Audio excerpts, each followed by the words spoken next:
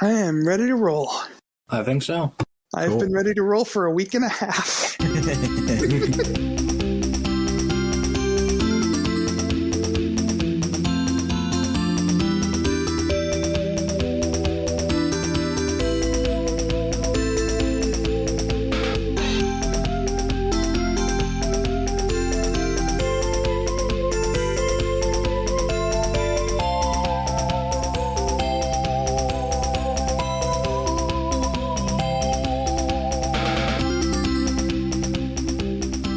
Welcome to RPG Book Club, the podcast where we play a little bit of a video game and talk about how it makes us feel. I am Sam Allman. I am Epsy Sarivan. And Desert Stream. And today we will be discussing chapters 6 and 7 of Blue Reflection. But before we get to all of that, how was everyone's week? Pretty good. Pretty busy. Yeah.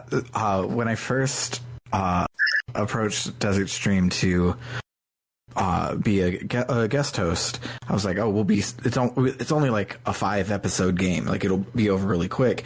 And she was like, oh, will we be done by like November 5th, because that's when things start up for me. I'm like, yeah, absolutely, that's like 6 weeks from now.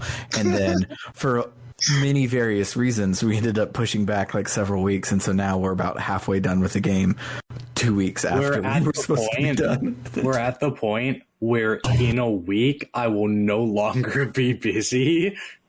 We've almost made it all the way through the busy stuff. Pretty much. We've almost completely looped. Yeah. My week was something. I started my new job. Mm-hmm. It's a 2-hour commute every morning and every evening. I leave the house at 5:30 and don't get back till almost 7 p.m. Ouch. That sucks. It's all public transit, too. Like, walk up concrete stairs, get on a bus, ride the bus for half an hour, wait for 10 minutes, get on another bus for an hour. Yeah. Love the job, though. That's good. I am a customer care representative with CVS Caremark. Nice. I'm currently in training, and legal reasons I have to say that anything I say about work on this episode and episodes going forward are my own opinion and not that of my place of work, because legal stuff. Yeah. That's why we have episode 0 pinned on Spotify is for Eli, because he works at Blizzard. Same song, different dance. Yeah. I lost my glasses on Wednesday. Oh, shit. I got on the bus with them. I got on the second bus with them. And sometime between getting off the second bus and getting into the CVS, they were gone. RIP. So yesterday we went to the mall, I had an eye exam done, and I walked out of LensCrafters with new glasses. Nice. Are they fashionable? So you know the glasses that SpongeBob wears when he goes jellyfishing? Yep. Basically that. Hell yeah. And I have a SpongeBob mask that I wear to work. That's amazing. So it's... my SpongeBob cosplay is coming together quite nicely.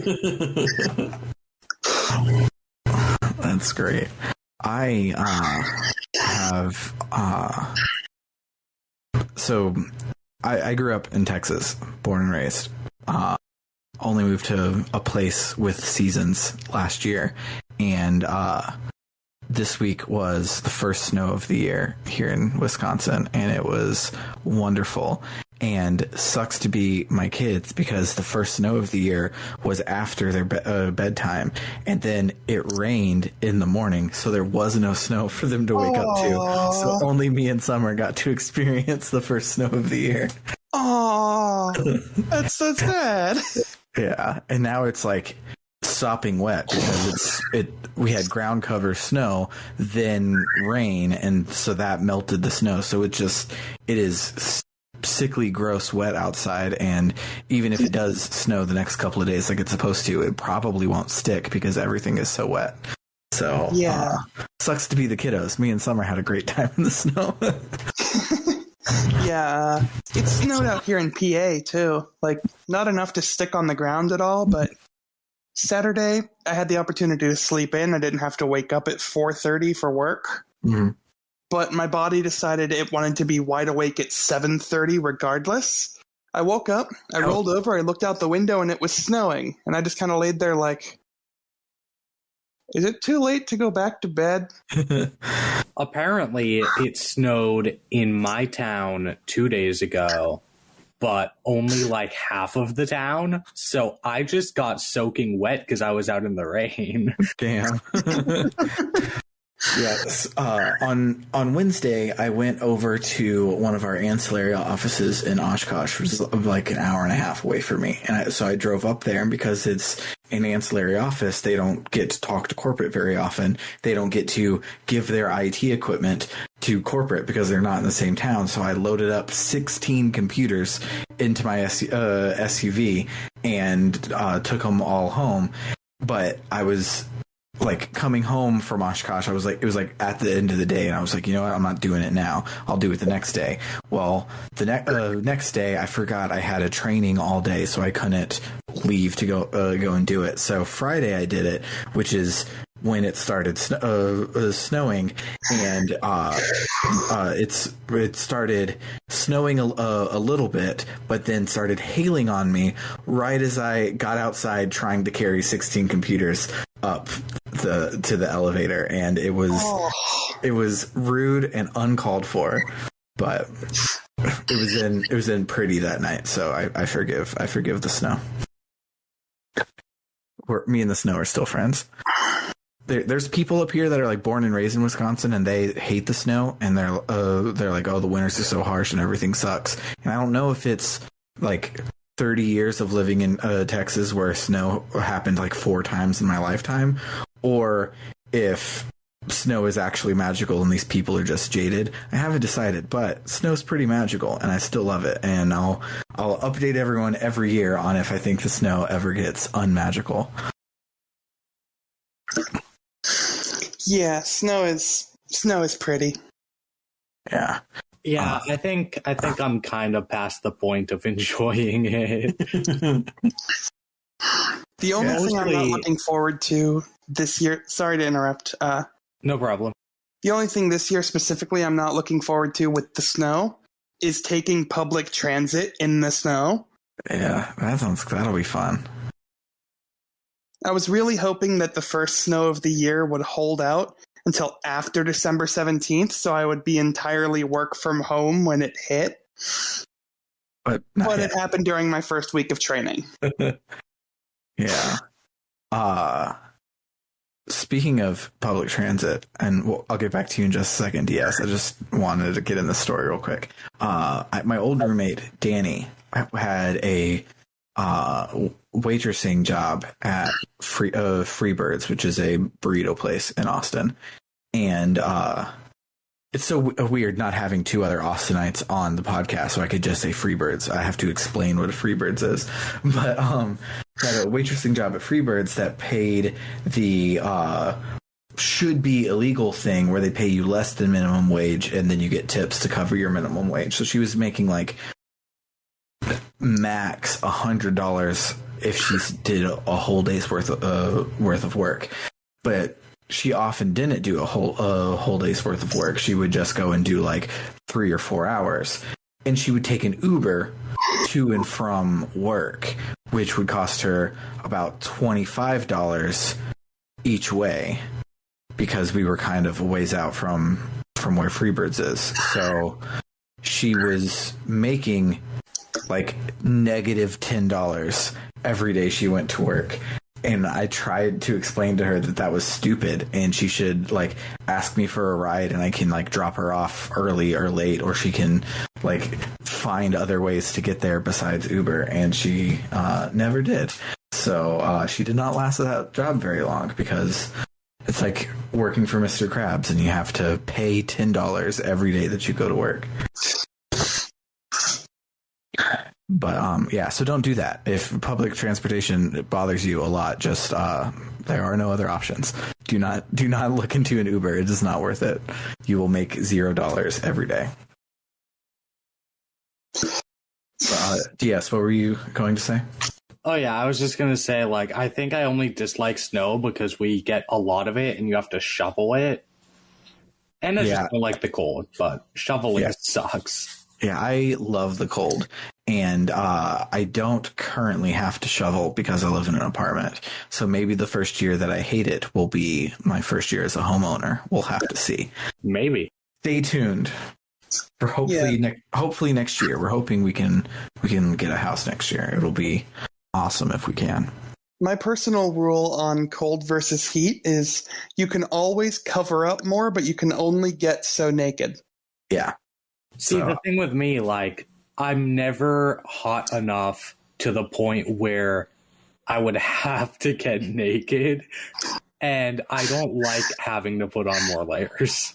I envy you because even here in Wisconsin, where our hottest day of the summer was like 85 and not in Texas where it was 113, I get super hot so much that like I have to be like as naked as is sensible almost the whole day long, and it sucks. So I would love to be a little colder all the time. I got it. Let's get naked. How many SpongeBob references are we going to fit in this week? Let's find out. That's 3. All right. So without further ado, let's listen to some Blue Reflection music and then talk about SpongeBob for the week.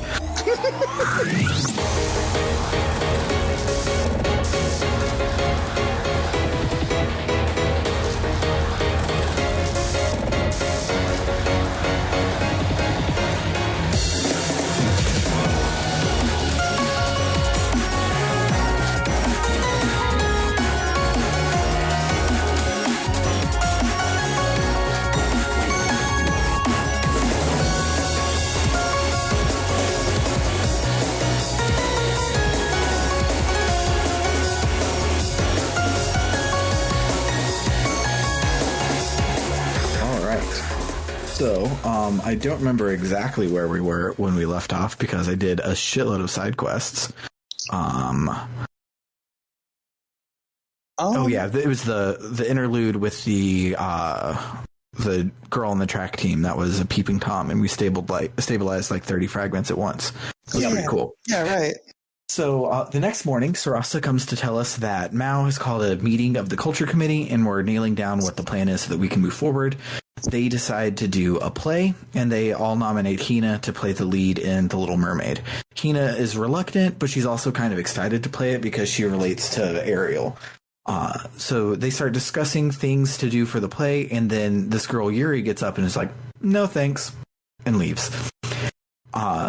Hina's like, who the fuck was that? And apparently she's the top of the class, and she already graduated college in America, but when she came back to Japan, she went to high school again for some reason, because she's the right age and she could, I guess.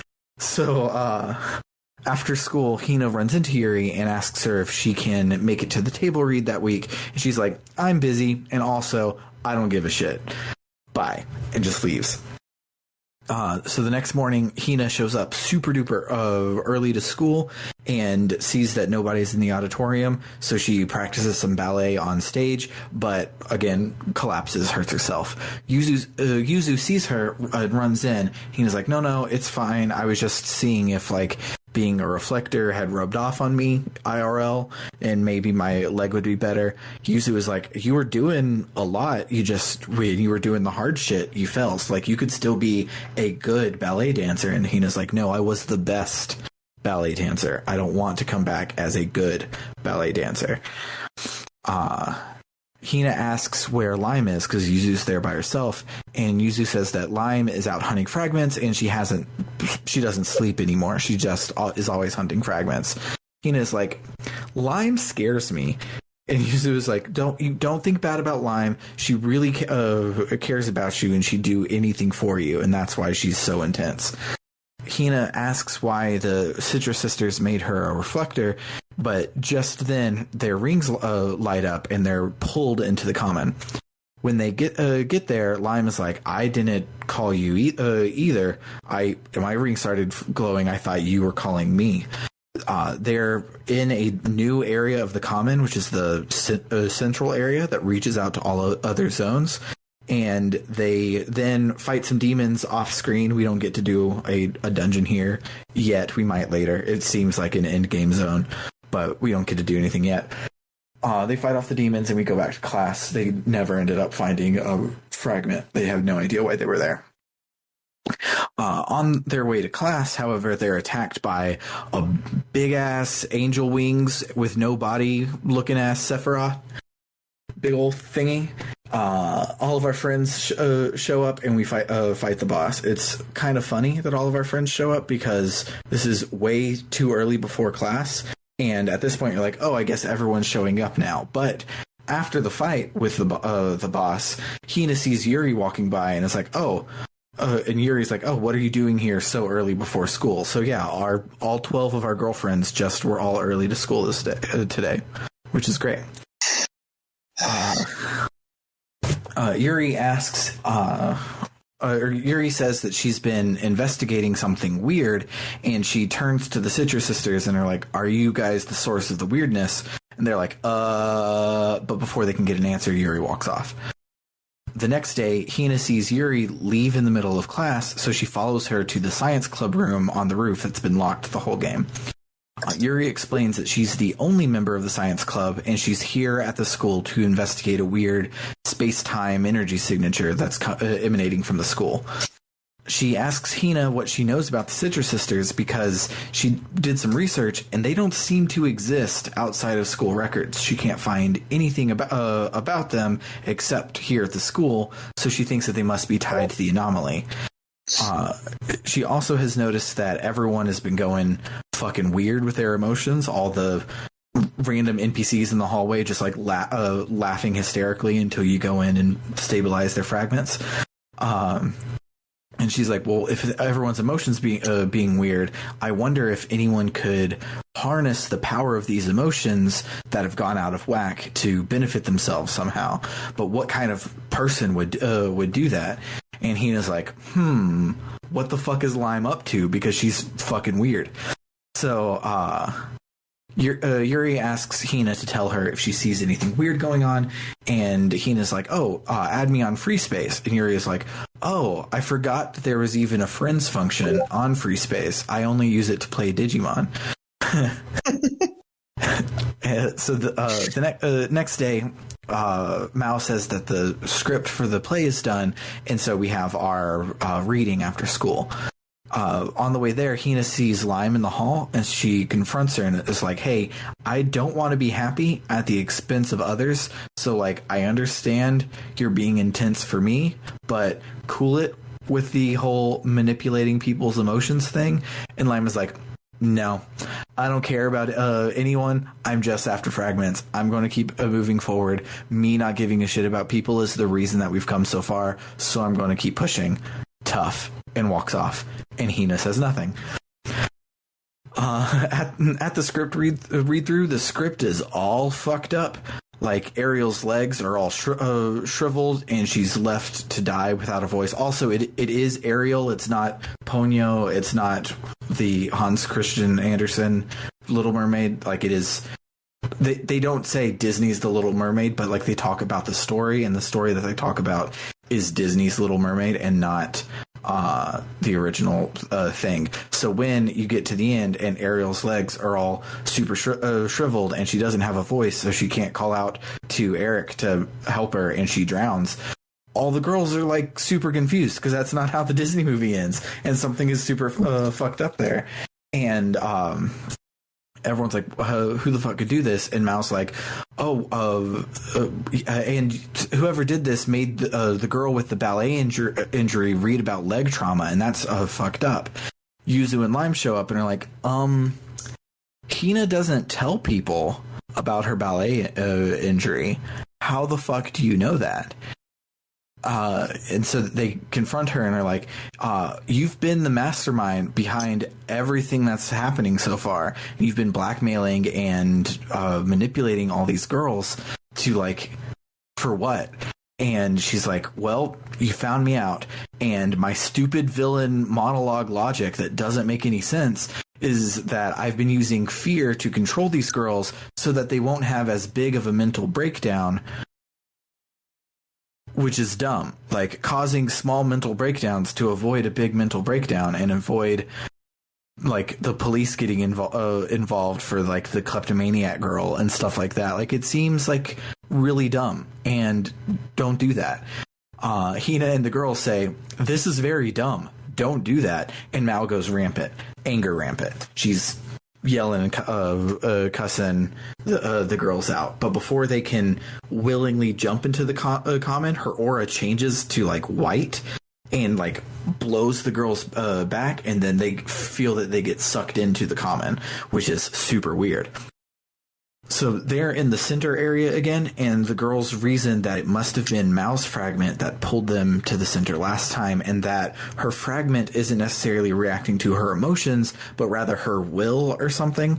And so they were pulled in earlier, even though they were nowhere near her, because the reflectors were onto her, because we had just stopped the Peeping Tom last week. And so they look around at the common, and they find the fragment, and it's super weird and, like, dark and evil and pulsing with evil energy. Hina tries to stabilize it, but it's, like, super fucking evil and, like, starts blowing them back all anime scary type.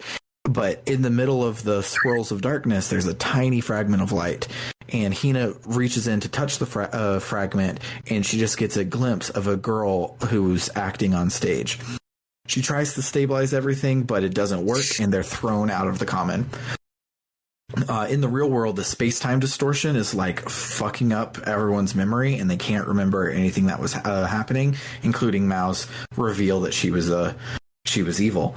So Hina asks the culture committee if they can recast the lead so that she can audition against Mao for it. And Hina basically is doing the, well, Mao, if you're too chicken to audition against little old me type thing, too, because Mao is like, "What are you doing? Like, I just revealed to you that I'm the villain of the piece. What the fuck's going on?" And she's like, "Look, if you're not woman enough to act against me." And so Mao reluctantly agrees, but on the condition that if Hina loses, she'll stop being, quote, Little Miss Justice and getting in her way. Outside of the meeting room, the Citrus Sisters are like, what the fuck? Mao is obviously evil and has been doing all the things so far. Why are you giving her a second chance? And Hina is like, well, I wasn't able to Maho Shoujo her heart at all, so I'm going to have to power a friendship it to try and help her not be evil. Just then, Dukemon X Antibody attacks the school, and we have a boss fight with another Sephiroth. I loved this boss. Yeah, this boss is super awesome. It is basically Dukemon as a Gundam, and it's great. I love the shit out of it. It was very fun as well. It was super easy because this game is not balanced, but it's fine. Yeah, there's been some weird difficulty spikes too. Yeah, not for me. I've been wiping the floor with everything. I found chapter 7 kind of hard. 2 words. Mr. Bear. Mr. Bear. Yeah, my tip, which might help you, is the best defense is a spectacular offense, because if you get your 99 MP attack all move that all 3 of them should have at this point, having an attack of 15 and everything else being put in speed will make it where all 3 of you attack first, and 3 of the 99 MP moves will pretty much take everything out in one hit. So that's a real easy way to just cheese the rest of the game, is just go into attack. In bosses, it might get a little hairy because they obviously won't die in one hit, but they'll die in like 2 to 3 hits, and it still makes it much easier to deal with. but you're also the most busy out of all of us. You probably haven't been 100%ing as you've gone through, like me and Epsy have. Yeah, I've been trying, but it's taking a lot longer than I expect. So, like, yeah. The trick is keep going on dates with girls, and then at night do prepare for the next day, because that has a chance to raise one of your stats. Yeah, that's what I've been doing. And skip all of the dialogues. You don't have to read it. They're great. I recommend reading it, but you don't have time. So you can just do that over and over again, max their personal things, because that gets you bond points, which will eventually turn into growth points. Just pure bond points. So once you max their triangle, move on to the next girl, get them maxed out, skip all of the text.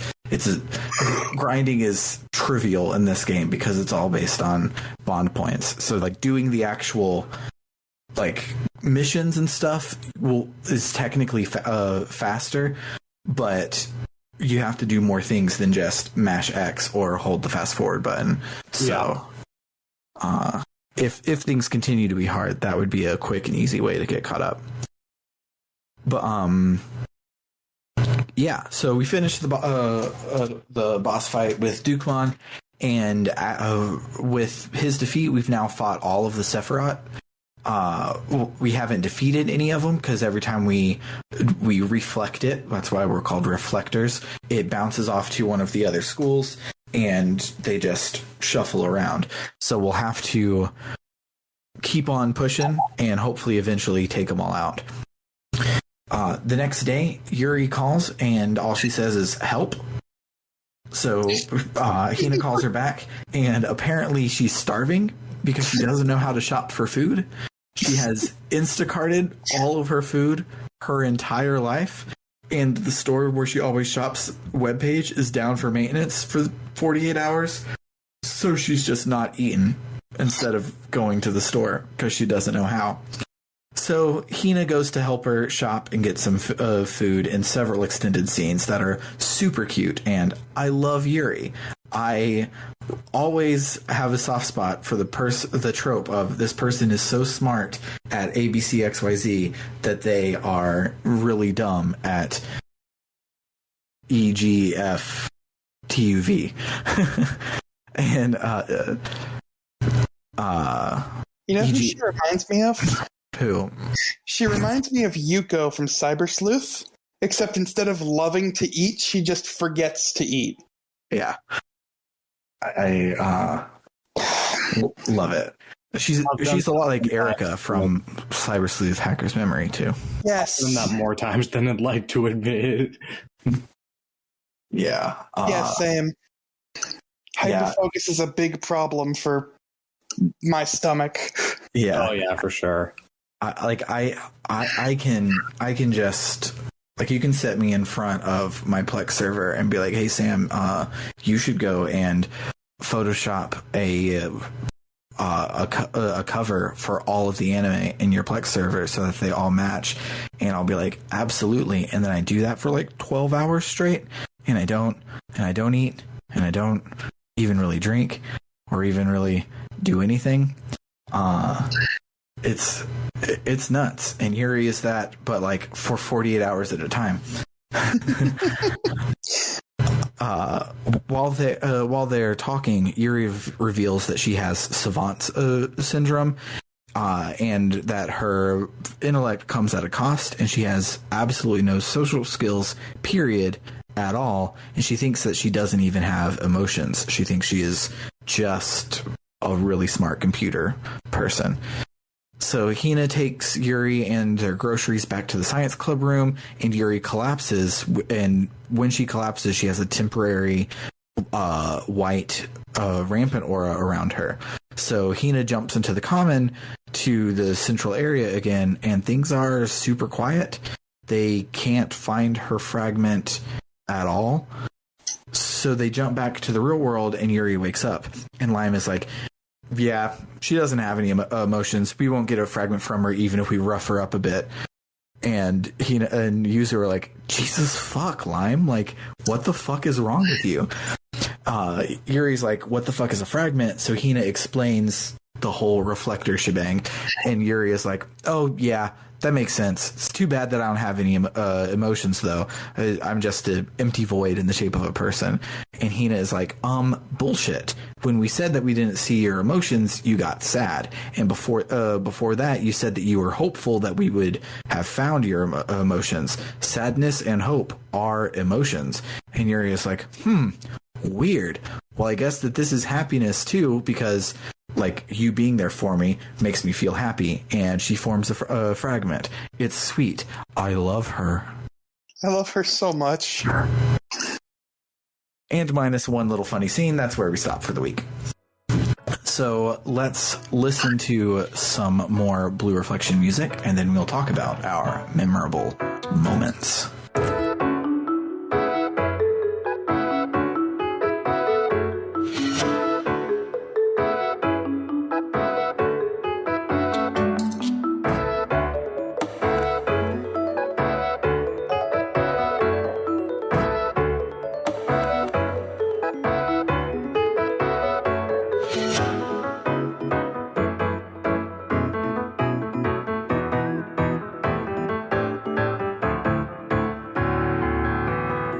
So yeah, what are some of you guys' memorable moments for the week?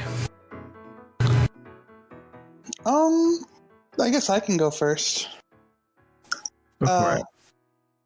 So a lot of mine are just the the side content stuff. Yeah.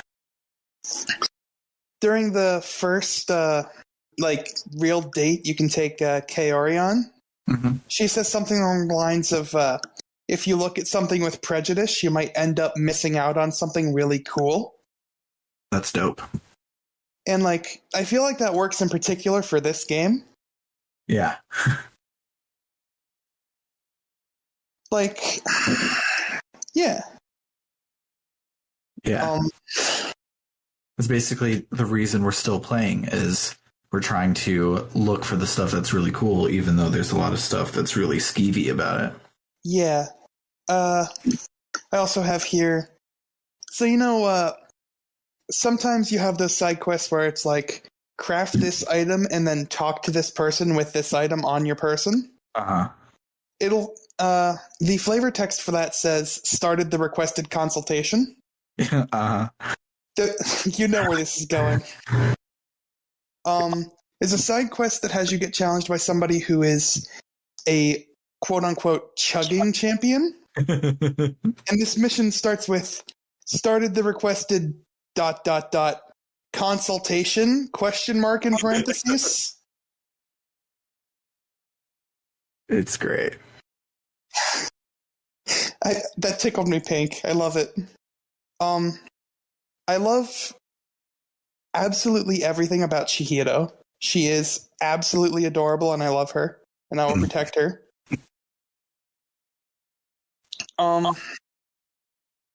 So when you prepare for the next day, a character that you formed a social link with will potentially show up on the morning broadcast. Are you talking about Yuzu's? I'm talking about Chihiro's. Oh, okay. Because Yuzu's is also on here. They're amazing. Those are basically all of mine are Yuzu's.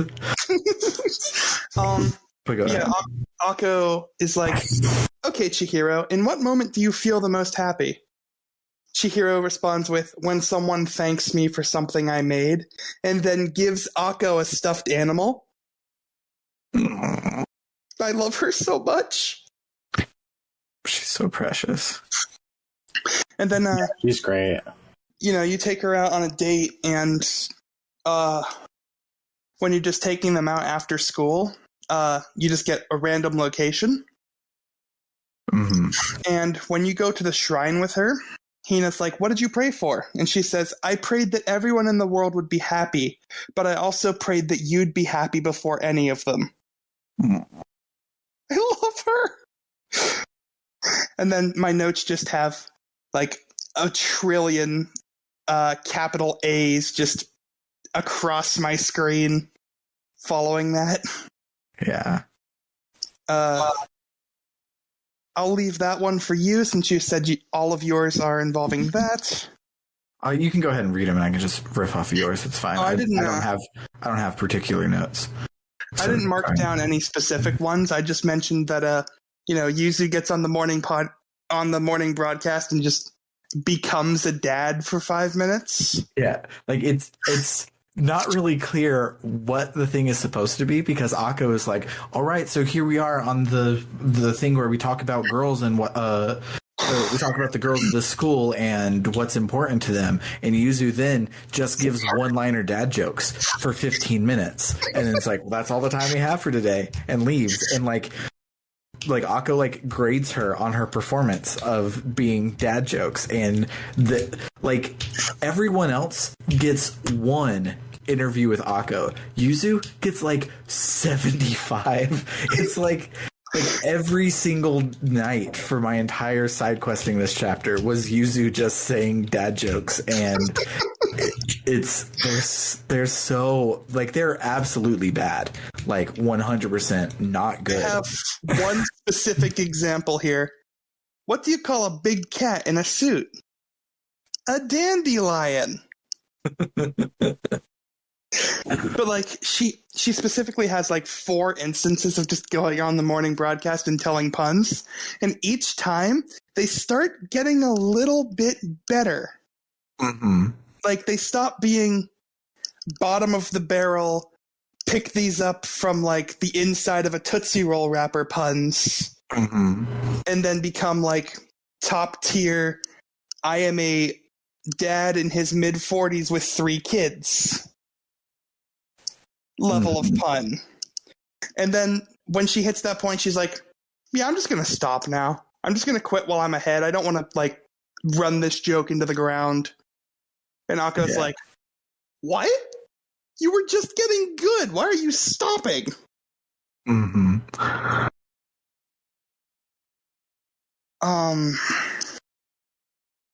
The bond with Rika, if you take her to the theater, she mentioned something about an anime movie that gets released a movie released every summer, and talks about the bonds between humans and monsters. Mm-hmm. And that everyone thinks the second movie in this franchise is the best. Mm-hmm. It's either a Digimon reference or a Pokemon reference, and either way, it's not wrong. Yeah, our war game is better than Digimon Adventure the movie, 100%. But I think it's Pokemon, because Digimon has a handful of movies and is 20 years old. Does not have 20 movies. So I think she's talking about Pokemon, but shout outs to our war game because it's fucking great. Connection terminated. Yeah.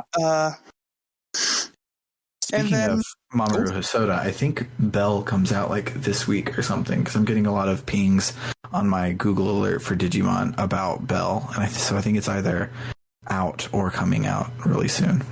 Nice. I need to see it. I've watched basically all of his work because it's fantastic. Yeah. Anyhow. So if you take Fumio to the purse shop that's at the station, there's 16 shops at the station, and I can never tell which one's which. Mm-hmm. Hina starts thinking out loud, remembering that Fumio is actually from a rich family, Mm-hmm. and just the thing that Fumio does, where she will sit there and think out loud. Hina starts doing that, and then Fumio goes, "You're being rude," and Hina's like, "Oh yeah, I'm sorry. Even though I can't believe you're calling me out on this." Right. That's amazing.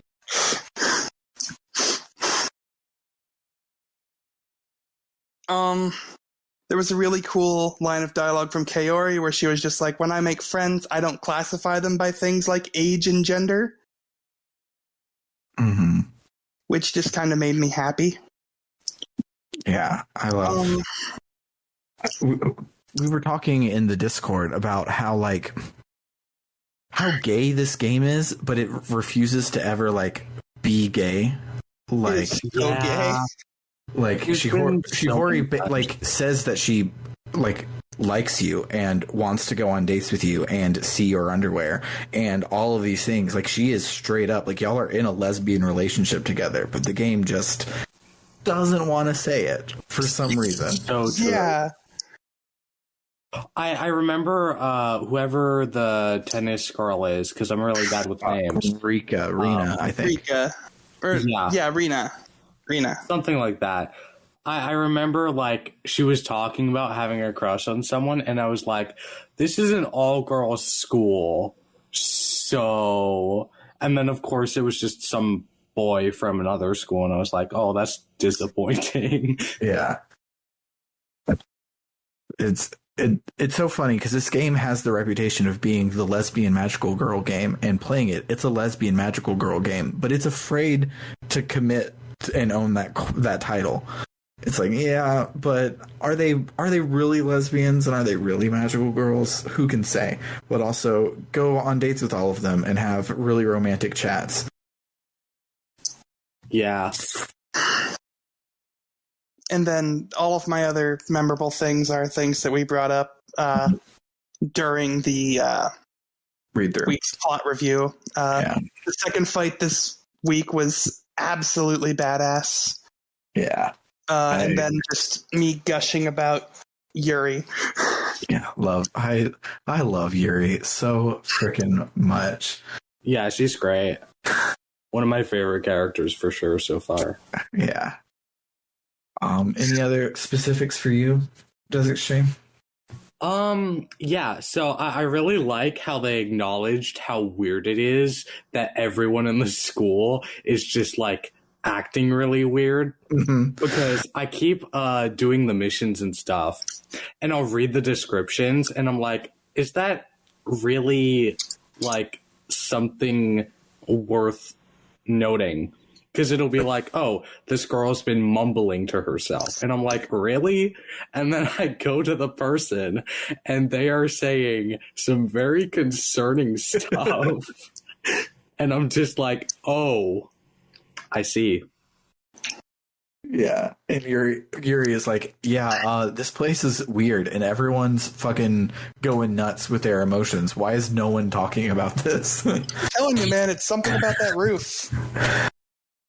Don't go to the roof. Don't go to the roof. It's cursed. And don't go to one of the main places in the facility and turn around and stare at the wall, because that's what every NPC does. They're always in the corners. They're always in the corners that like the camera doesn't go to, so you have to like literally walk to the very edge to see it. And they're just sitting there staring in the corner, laughing hysterical or mumbling or something. Yeah, the bringing up how weird all of this is, I would like to bring back the fact that we had a side quest where we dove into somebody's subconscious to cure their hiccups. Yep. Yeah. And as the game goes on too, like I feel like they're getting more dramatic. Mm-hmm. Like at first it was just people standing around with like the aura around them, and then like now we're seeing people with like flailing their limbs around and yelling at people. Yeah. I vaguely remember seeing somebody like lying in like the Yamcha pose in the library with the rampant aura around them. Yeah. Yeah, this game is nuts. All of its side quests are basically dumb and unneeded, and are just a way to waste time in between your things. The real good side quests have no combat involved. All the combat ones are just like, oh, let's get in a chugging competition. Go get this item for me, and then we'll chug some soda. And they're a hoot and a half.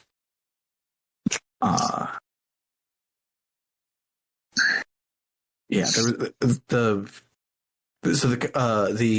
combat did change this week, where we got new things we can do, which made our already overpowered people stupidly overpowered. Now we can hold a button to make our timeline move faster than everyone else's. So even if we don't act first 3 times in a row. We do now. And it's trivialized all of the non-Sephiroths. Yeah, we also got the ability to essentially perfect guard. Yeah. Which is like you press the button right before something would attack you, and then it like makes an attack that would normally already do no damage feel like The wind blowing at you. feel like their attack is a wet paper bag and you're a sandstorm. Yeah. Yeah, it's nuts. Vimk has played this game before, and we were talking in the Discord, and I was like, yeah, I might turn up the difficulty because things are so trivial, and they were like, yeah, the difficulty is just higher HP in this game, so it won't actually be more difficult. It'll just take you longer. Just sit back and enjoy it. So wow, that's what I'm doing. Huh. But yeah, yes. I did think of... sorry. Oh, go ahead. I thought of one more thing. Go for it. This past week, we got a bunch more of the combination zones in the common. Oh, yeah. Like, we got one that was sorrow and anger. We got one that was happiness and sorrow. Mm-hmm. Yeah, we're basically going to stay in the combo zones from here on out, which, according to the guide, because Chapter 8 is where you get the ability to go wherever you want in the common from the roof instead of just a random one every day. And all the places that you can pick to go are combo zones. So it's about to be combo-tastic. Heck yeah. Yeah. So, short episode tonight because not a whole lot happened. These were really short chapters. I don't think the next chapters are going to be short, but we're going to try and play 2 more chapters anyways, I believe. Let me double check stopping before chapter 10? I believe so. Yeah, because I think that's the point of no return. Yeah. Oh, right. Was there anything else you had, Desert? I don't think so. Because I had a couple minor things that weren't really memorable moments, but just interesting things I wanted to bring up. Go ahead. Yeah. I thought you were done. That's why I was wrapping up. But yeah, go ahead. Yeah, these weren't really memorable moments. They were just something I wanted to bring up. While I was, doing all of the side story stuff and leveling up and all of that, I wound up capping out Lime's strength. Fun. What's the cap? 30. Jesus fuck. Wow. So her strength stat is now like 500 something. Jesus I thought it would be 20, to be honest, because of the there's the little like grid thing showing the distribution, and like based on the like dots and everything, I was like, oh, okay, it goes up to 20, but apparently not. It goes up to 30, and like I went ahead before the second Saphira, and I was like, I wonder how bad I can break this game. And I took all of the fragments off of everyone and min-maxed them. Jesus. Lime and Hina now do 2,000 damage in a single attack. Jesus. Yeah, that's a ton. Mr. Bear says, you don't get to exist anymore. Yeah. Mr. Bear has punched you so hard that the memory of your existence has been damaged. Yeah, that's fucking nuts. Mine are not quite that high, and I still one hit kill everything. You 0.1 hit kill everything. Yeah, I was also wondering about like the enemy scaling, because I noticed that a few enemies got like swapped out. Yeah, so there are, I think, 4 levels of enemies from what I was reading, because I was trying to get specific items and I had no idea how to change the common, so I was looking something up, and there are like 4 levels of each type of enemy. So the little starfish looking dudes, little guys, there's like 3 different kinds of them, 3 different colors or whatever, and at this point in the game, which is for the rest of the game, we'll be seeing just the level 3 and level 4 of them. So it's not scaled to your level, it is scaled to the chapter, but they all look the exact fucking same and basically act and do the exact fucking same. But there are 4 different levels of enemies to face. They have like very minor visual differences, and their names, like, they're named like Pokemon, they look like Digimon, and they go down like bitches. Yeah. They're not quite named like Pokemon. They're named like track 7 on a local emo band's like sophomore album.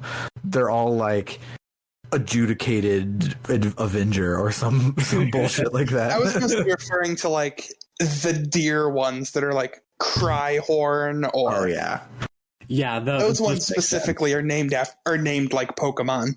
Yeah, I feel like the lava enemies are like the really edgy ones.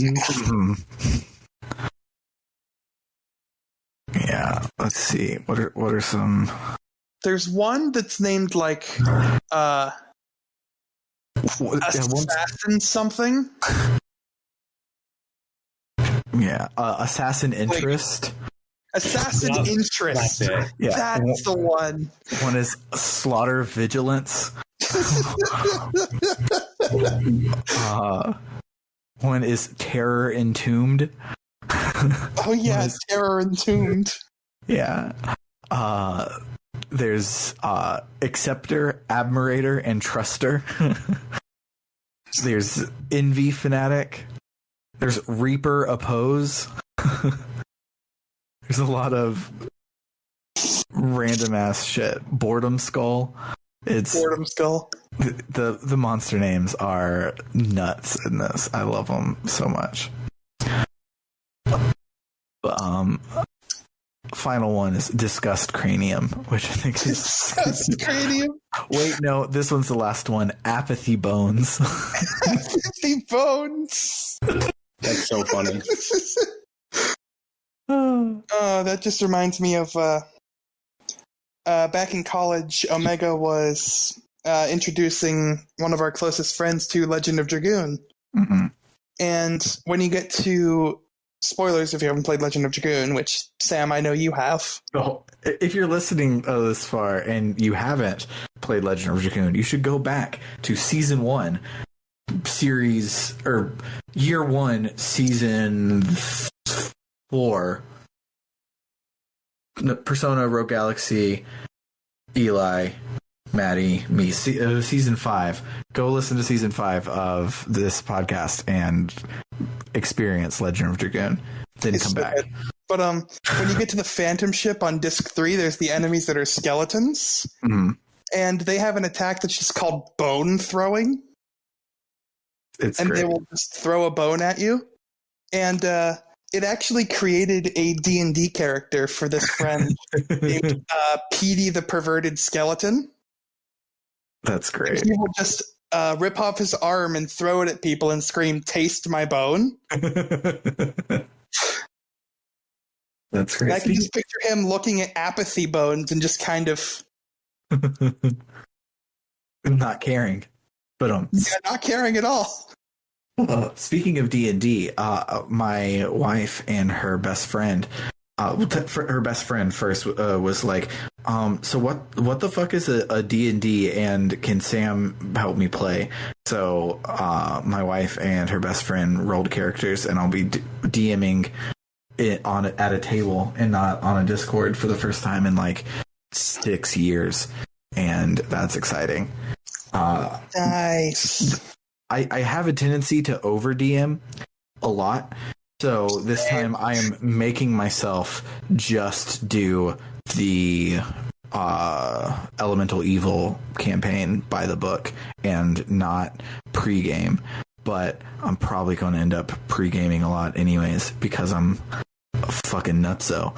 But I'm trying really hard to just the book tells me where we're going next and what we're doing, so we're going to follow the book, and I'm not going to invent an entirely new campaign setting like I always do. Yeah, I kind of did that with the campaign I've got going with my my 3 roommates, the friend that I was mentioning earlier playing Legend of Dragoon, and 2 of my other college friends that has been going on for over a year. Mm. And they're only level 18.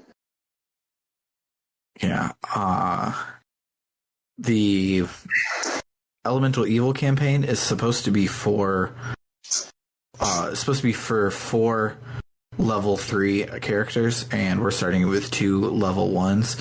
There's like rules in the back on like easy things to get them caught up, and I'm going to do those, but it'll be interesting to see how well we can survive a supposedly hard campaign with only 2 people. And how we're going to survive is I'm the DM and I'm here for everyone to have fun, so I'm going to fudge a lot of rolls and use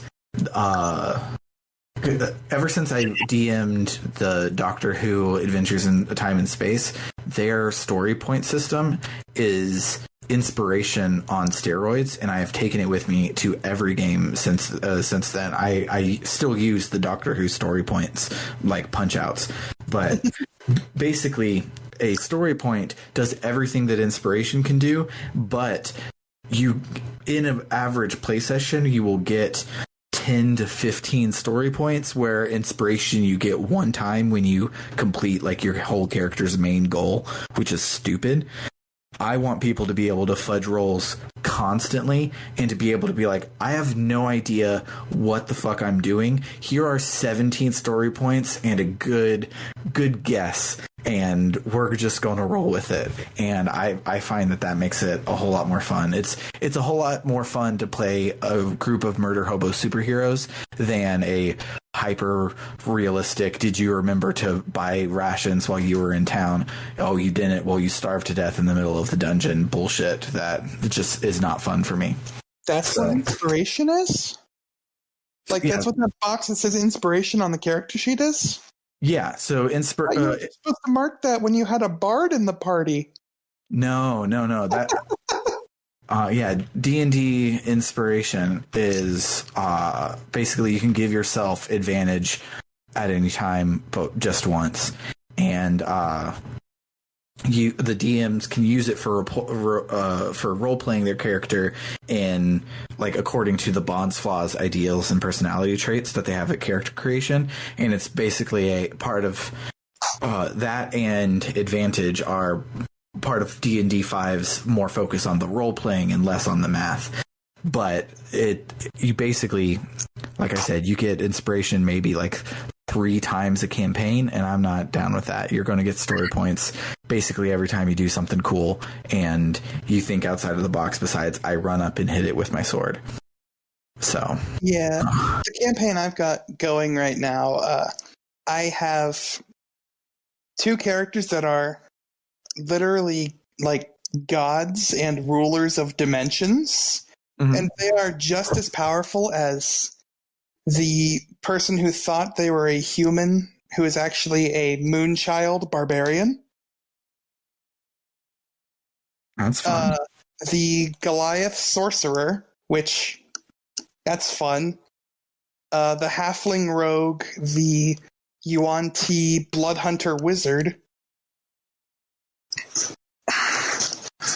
It's a campaign. It's been a really good campaign, and I'm very worried for how things are going to go because the secret final boss is the Reaper from Persona. Nice. And I have a stat block written up for it. And the actual final boss is the Tiamat. So nice. That's going to be a fun ending. Yeah, I am going to pull them through Elemental Evil, but then once we get through that, or we do enough of that where we feel accomplished, or we end up not liking it, and so I just change the ending and we just be done with it. However it rolls out, I think I am going to pull out my... Because the last time I DM'd was my band, the Red Heroes, rest in peace. They were like, hey, we should all do D&D together, and I was like, absolutely, I'll DM. And they were like, yeah, we should do Star Wars D&D. Well, Star Wars D20 is really expensive to get a hold of because it was back in the 80s. And the current Star Wars, well, at the time it was current. I think there's a new one that's replaced it since then. It has a stupid system, and I don't like it. There's a lot of systems that like your stats are the number of dice, and like what you actually roll on the dice isn't as important as owning the dice. I don't understand it. It breaks my brain. The Marvel one does it too, and I don't understand it. I don't like it. So I was like, fuck that. I'll use D&D 5 and just homebrew an entire campaign setting and rules for Star Wars D&D. And I put a lot of work into that, and we rolled characters, and then... So yeah, when I was going through my Dungeon Master binder, getting everyone rolled, I saw all of the stuff that I had done, and I'm like, you know what? Maybe we should, because I did a lot of work on this and never got to fucking play it. So, like I said, I over DM, and we have a 250-page campaign book to get through, and I'm already planning the next one. Yeah. I was going to say, but that is not about Blue Reflection. It's a short episode, so it's okay to go on tangents. But did anyone have anything else about Blue Reflection before we wrap it up? I'm really enjoying this game. Yeah, me too. I put Blue Reflection 2, and that was not how you pronounce any of the words in that. I put Blue Reflection Second Light in my Gamefly queue because I want to play the next one. I found enough good in here that I am interested that because this was the Gust that was basically out of money because they had gone hard on Atelier Mysterious and they did not sell well, and now we have the Gust that made Fairy Tail and Ryza and made a lot of money.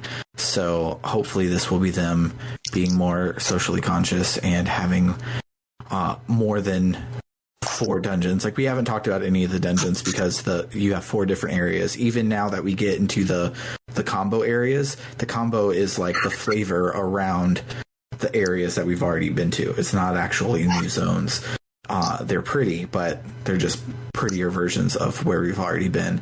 So I'm hoping the second one will have more shit going on. Yeah. But yeah.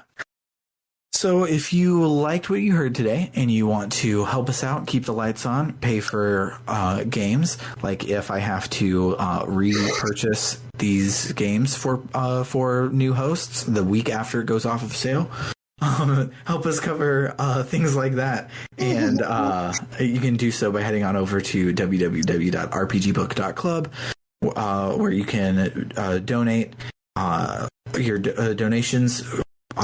All of them go towards unlocking our longcast and shortcast sub podcasts. We are currently making our way through the Final Fantasy 13 trilogy, and it owns, actually. Everyone who said it sucked. They were in the moment. Hindsight is 2020. This game actually rules. And if you want to hear us talk about why it rules, you can help us pay for more episodes of that. You also can commission games. The normal commissions, where we do like we did for Higurashi back in the day, and we did for Dandy Dungeon earlier this year. Those are currently closed because we're trying to find time to record that episode. And but the other commission style where I do a JRPG canon episode where I play the first chunk of a game, talk about the game design of it and the storytelling of it and how fun the game is, a more reviewy than our normal book club stuff is. If you can commission as many of those as you want and give me a lot of homework. I currently have a whole lot of homework, so I shouldn't even be telling you about this because I need to catch up. But hey, go make my life miserable and help us keep the lights on. Totally not responsible for most of those pieces of homework. Yeah, and the request. So you just have me buried right now, but it's all good. I actually have started making progress on writing the script and for Bowser's Inside Story, which will be the first one, and it'll be up soon. My plan was to play all of these in the downtime at work, and then 2 people quit, so there has not been downtime at work. So I'm working on it. I will say, as a little taste, that Bowser's Inside Story fucking owns, and you should play it. It's such a good game. Yeah, I will. Are you playing the original or the Bowser Jr.'s Journey? I'm playing the remake. Nice. Yeah, because it's what I had. But every person who donates on the Ko-Fi does get access to our Book Club no Kaseki series, where me, Bernard, and Matt are making our way through the Kaseki series one tiny little chunk at a time. It's going to be like a 5-year plan to get through it, and they make one of those games a year. So it'll be 5 years to get caught up to where they are currently, and in those 5 years there will be 5 more games. So we're going to be at this for a long ass time. But yeah, I think that's everything that I needed to say. So for RPG Book Club, I have been Sam Allman. I am FC Sarivan. Desert Stream. Toodaloo, folks.